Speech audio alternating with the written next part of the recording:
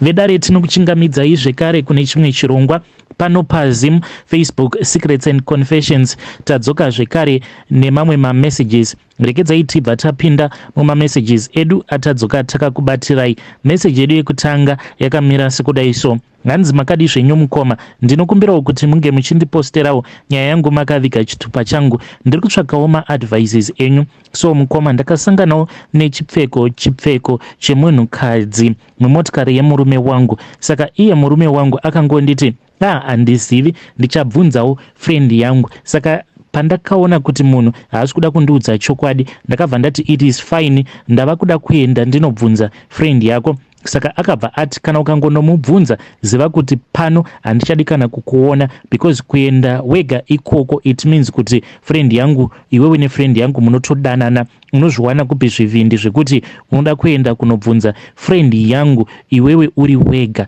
because inini akanditi handiende newe, enda woga. But ndava kuda kubuda akabva ati zvivindi zvacho unozviwana kupi semunhukadzi kuti uri kuda kuenda kunobvunza friend yangu kuti ko penti randakaona mumotikari memukadzi wangu ipenti rani. Saka mukadzi wake unofungidzira kuti achati kudii. Manje ukaenda ikoko ndikuda kubva ndatoudza mukadzi wacho kuti iwewe ndatofind out kuti uri kudanana nefriend yangu. So mukoma, ndakabva ndapererwa apa munhu achitondiudza kutoti that will be the end of our relationship. Ndikashaya kuziva kuti ndoita sei, ndokubva ndasiyana nazvo. Saka zvinhu izvi zvakaitika last month, but nanhasi uno zvinogara zvichingondirwadza mumwoyo mangu, zvinenge zvingori mumwoyo. So handizivi kuti murume ndingaitawo sei, ndingamubvunzawo nenzira dzipi kuti akwanisewo kungondiudzawo chokwadi chake kuti bhurugwa iri randakawana mumotikari make rainge riri bhurugwa rani.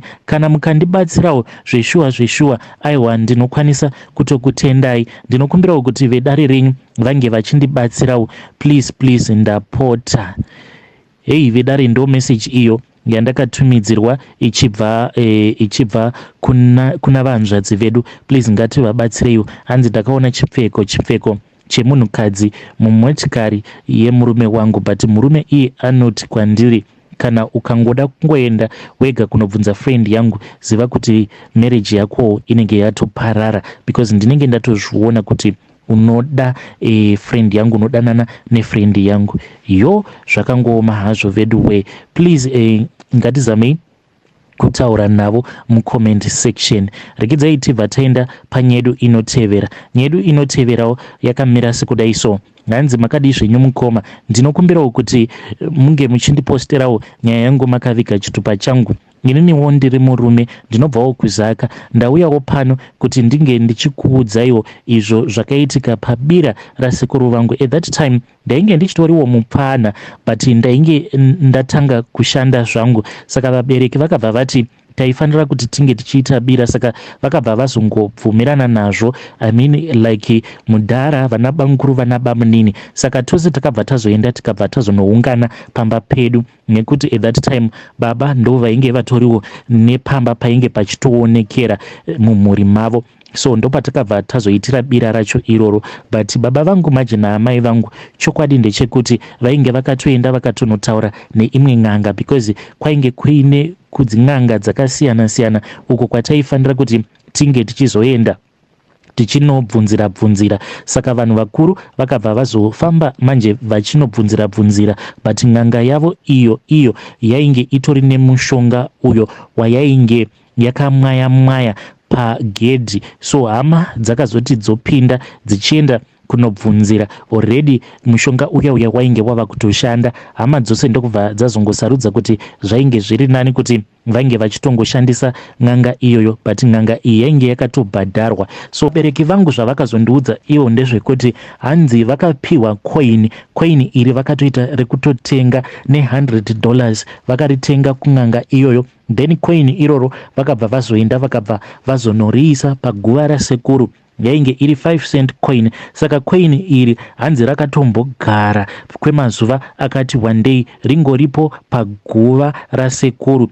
saka vainge vachiita mudzimu wekutengera. Saka mudzimu uyu wasekuru nanhasi uchigere pandiri, even though hangu ndisingaiti zvemudzimu but ndega nditoona kutoti ya chivanhu chiriko, because mukomanashi ndichakuudzai hangu mamwe masituations andinombosangana nawo, zvekare nemasituations awo anosanganikwa nawo necousin sister yangu. Saka mudzimu uyu waifanira kuti unge uchizoenda kunogara pamutumbi wecousin sister yangu, but ndokubva tazomubira chipo chacho. Well, at that time ndainge ndisingazvizivi, ndainge ndisingatozivi kutoti painge pachitogadzwa mudzimu wavasekuru pandiri uyo wavainge vatengera. So mukomanashi vakati vaisa koinireria musi uyo wekuti painge pachifanira kuti pange pachizoitwa bira. So ndopakabva pazotorwa koinireria namundara, ndokubva vazoreverera vachireverera vakatosiya chikari kuguvako kwasekuru, ndokubva mutambo wazotanga kuitwa.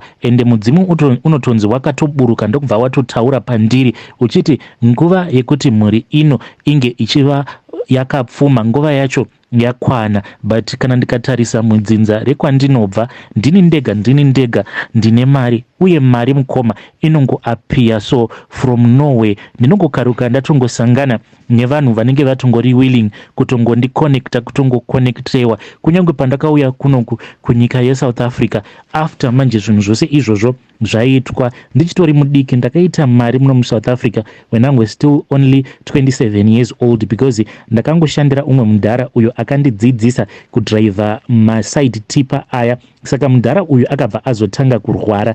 Zvino mudhara uyu ainge akangoita vana vake vasikana, akabva ati ndati ndakatarisa pavanin'ina vangu nehama dzangu ndikaona kuti vose vanhu vekuti vanofarira doro. Zvino vana vangu vasikana ava ndinotya kuti kana ndikangoita hand over company iyi kwavari, ndinotya kuti vanokwanisa kuzoshandisirwa advantage nemaboyfriends avo. Handidi kuti upfumi hwangu hunge huchizoparara. Saka zvino unokwanisa here kuti pari zvino unge uchitora chinzvimbo changu sadirector? Ndokubva ndatanga kutodzidziswa kuti how do you direct in a company. Ndokubva ndatotanga kutoshanda sadirector. Kunyange chirungu chaicho ndainge ndisingatochigoni, ndakazotochigonerawo muno mujoni. Mukomanashe ndakabva ndatotanga kutowana mari yainge yakatowanda. Kudzamarawo manje tava kutotanga kutoitawo madhiri, tichitowanawo matenda paya. Ndokubva ndazotovhurawo kambani yangu within a short period of time. Ko ndo zvakanakira matenda, because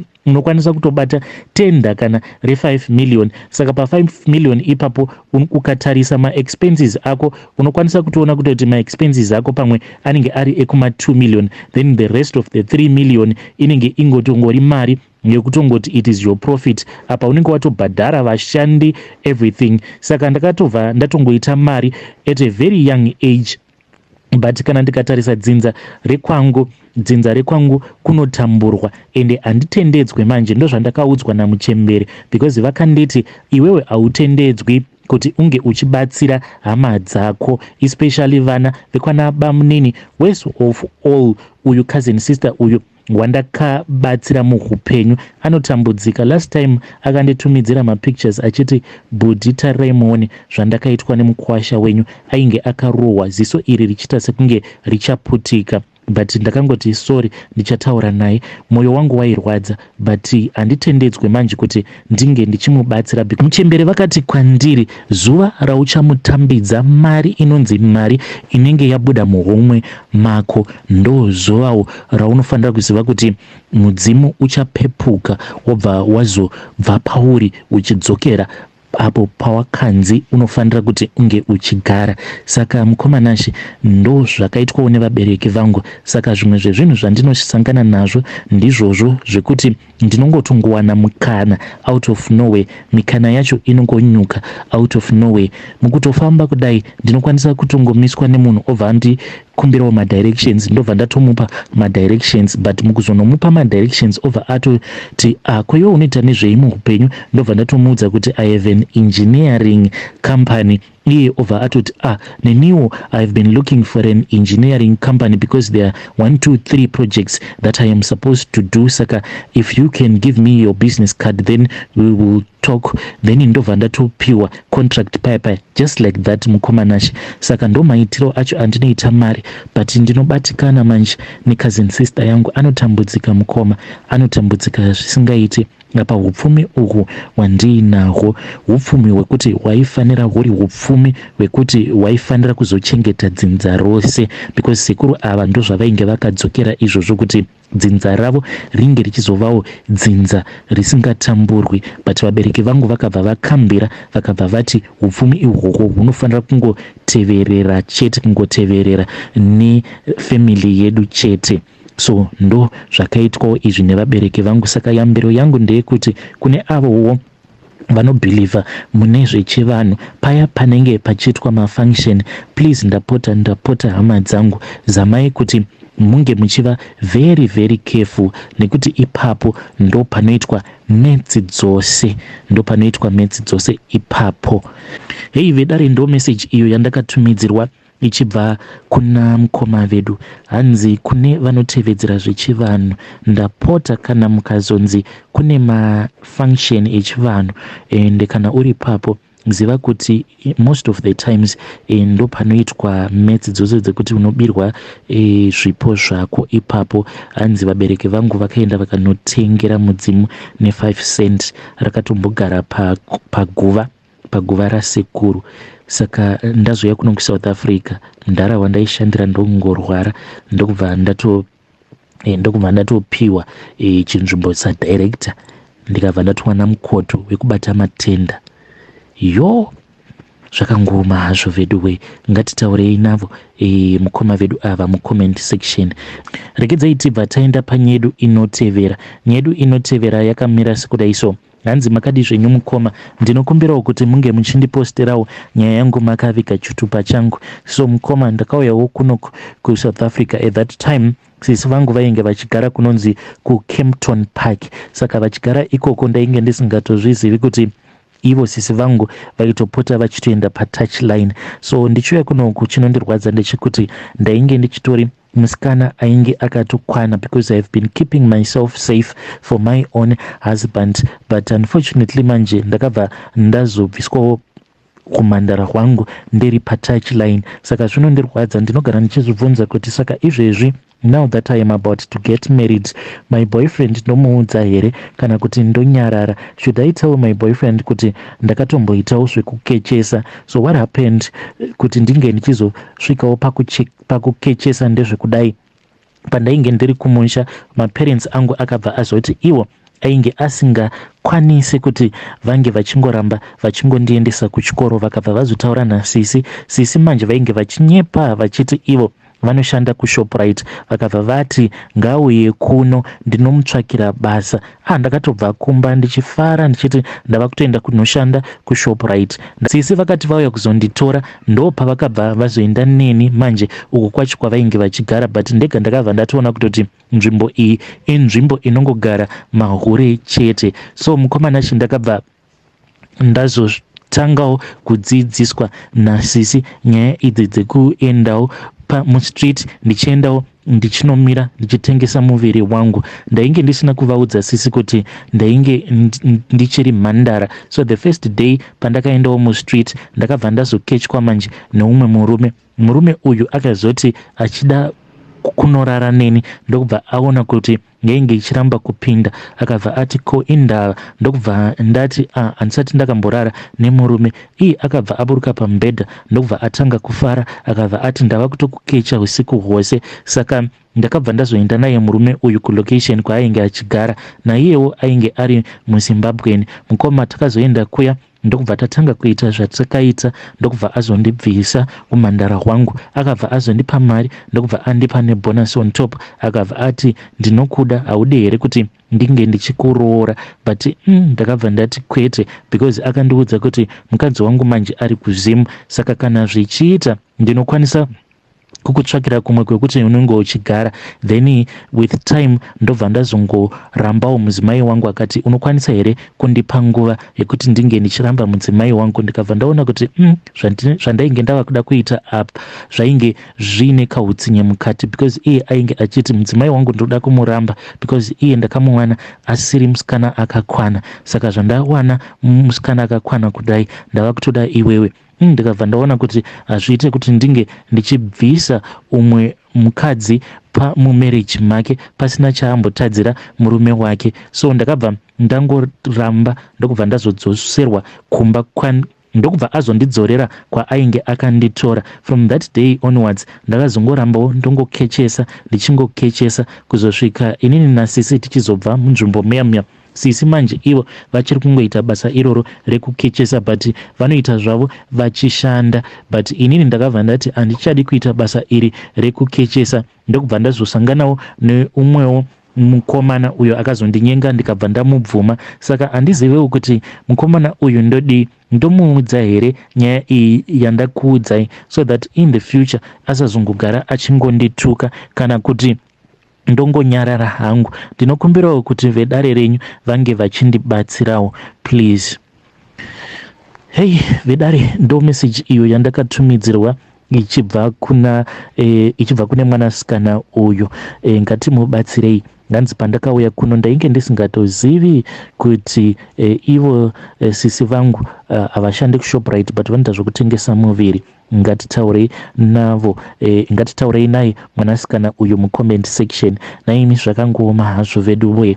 Regedzai tibva taenda panyedu inotevera. Nyedu inotevera yakamira sekudai so. Nganzi makadii zvenyu mukoma, ndinokumbirawo kuti munge muchindiposterawo nyaya yangu makaviga chitupa changu. So inini pandakauya kuno kuSouth Africa zvinhu zvangu zvakabva zvazongodhakwa. Kubva zvandakauya kuno, this was 7 years ago, handina kuzokwanisa kana kuzombodzokera kumusha. Saka ndinokumbirawo kuti vedare renyu vange vachindibatsirawo kutondipawo zvivindi zvekuti ndikwanise kudzokera kumusha ndisina kana chandakabata. Uye ndinoti kana ndazosvika kumba ndinoti kudii 7 years ndisina kana kumbogara ndakatumira kunyange vabereki vangu ndisingatombotauri navo because upenyu hwakaoma. Vabereki vangu vanokwanisa kundigamuchira here kana kuti ndomboshingirira gore rino negore rinouya, then zvimwe kuda kana ndikashingirira ndinokwanisawo kuzowanawo mukana kana ndikaitawo zvimari ndobva ndazoenda kumusha. Please ndinokumbirawo kuti vedare renyu vange vachindibatsirawo. Kune vamwewo here vakamboroverawo muno mumujoni then ndokubva vazodzokera kumusha vasina kana chavainge vakabata. Kana variko please ndinokumbirawo kuti vange vachindiudzawo mucomment section kuti nhai makazvigonawo sei kusvika kumusha usina kana chauinacho after kana 7 years semakore awo andagara ndiri muno muSouth Africa ndisina kana chandiinacho. Not kuti ndiri kudyiwa mari nemahure emuno muSouth Africa but kutoshaya mukana. Kunyange chimba chacho chandinogara kana mukachiona mega munonzwa tsitsi. Hey vedare, ndo message iyo yandakatumidzirwa ichibva kuna mukoma vedu. Please ngatizamei kuti tinge tichitaura navo mucomment section. Nganzi ndava ne7 years ndigere muno muSouth Africa but handina kana chandiinacho. Saka kune avo vakambogarawo muno muSouth Africa kwemakore nemakore vasingatauri nehama, vasingatumidziri anything kumusha, makazozvigona sei? Nguva yapa yakazosvika yekuti munge muchizodzokera kumusha, makazvigonamwe sei? Hanzi ndipewo zvivindi pakaipa. Hey yeah, zvakangooma hazvo vedu we.